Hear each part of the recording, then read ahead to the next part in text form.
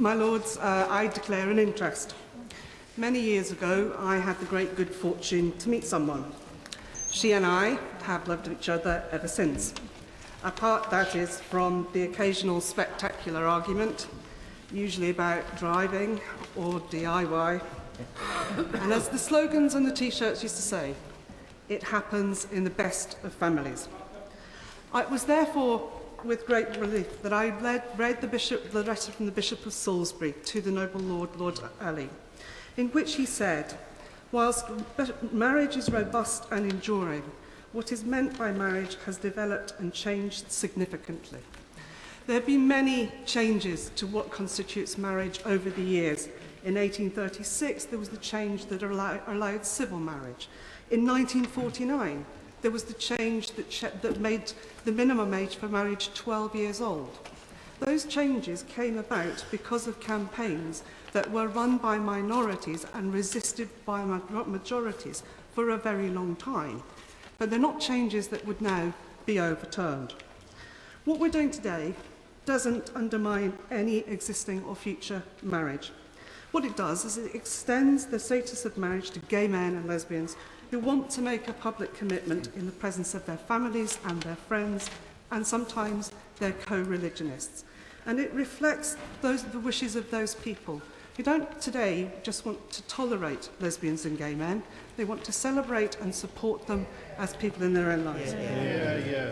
Some noble lords say that allowing gay people to get married is unfair because it leaves other sorts of relationships, such as those as siblings, without the same legal rights as those who choose a marital status. Well, if enabling a gay marriage will be unfair to another relationship, such as two sisters, then existing marriage laws are unfair.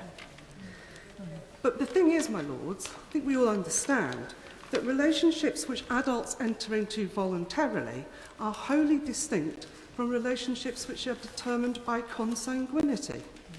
If family members could become civil partners, it would be really easy for a bullying parent or a sibling to force a member of their family into a relationship simply in order to protect property. I don't think any of us want to legislate for that. A great deal has been made about the issue of conscience laws for registrars and other public servants. My lords, I grew up in a time and a place when discrimination in public services on the grounds of religion was not uncommon. It caused resentment and it divided communities. The idea that public servants should decide, according to their personal beliefs, who does and does not receive a public service is just wrong. Taxes are levied on a non-discriminatory basis, and services should be provided on a non-discriminatory basis.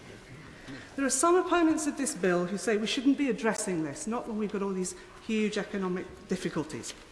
I disagree, because discrimination always comes with a price tag. In the United States, hundreds of employers, some very small, some of the biggest in the world, like Nike and Microsoft, are assisting legal cases in support of gay marriage. These employers need to recruit and retain the most productive staff to make their businesses competitive, and that includes LGBT staff. These businesses want their gay staff and employees to be able to focus on their jobs, not to be dealing with the inequality that means that they and their families always have to sit at the back of the bus. My lords, if those businesses have figured out that same-sex marriage is good for business, then so should we. My lords, this is a bill about religious freedom. And as somebody who was raised a Methodist, that's something that has been important to me all my life. No religion will be compelled to offer a same-sex marriage. But on the same basis, it would be wrong to deny the rights of those religious organisations who wish to extend their fellowship to gay people and their families. My lords, there is no impediment which would prevent this House from doing its job and subjecting this bill to the high standards of scrutiny that it would apply to any other. And in doing so, members of your Lordship's House will think long and hard, as they always do, about what's right and in the best interests of our society. I and many of my colleagues in these benches look forward to joining with local laws from all parts of the House to ensure that gay people and their families are afforded the dignity and respect which others take for granted, and that families, faiths and communities can grow stronger together as a result.